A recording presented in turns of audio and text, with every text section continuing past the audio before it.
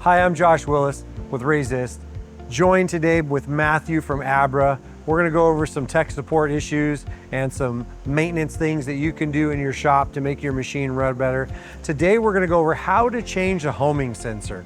Homing sensors are the sensors that tells the machine when it's in its home position. So we're gonna show you how to change those sensors today. Let's get after it.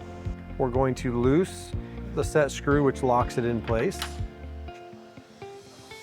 Once the set screw is removed, we can remove the sensor, unscrew the back of the sensor. Once you unscrew the back of the sensor, check to make sure it's clean and free of dust. Then you want to reinstall the new sensor.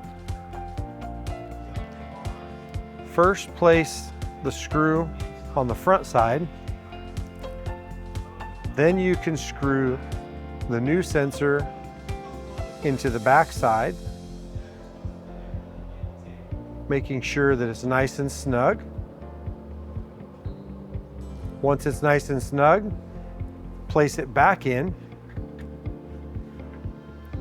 Check alignment to make sure you have enough coming out.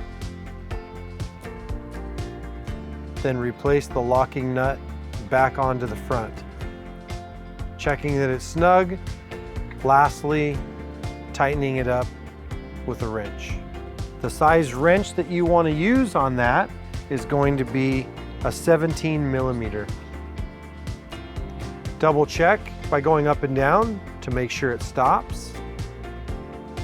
Once you see that it stops, you know it's correct. Thank you for watching this video. Hopefully it helped. Hopefully the machine's up and running. If for whatever reason it hasn't solved your problem, please reach out to me or Matthew or any of our tech support people.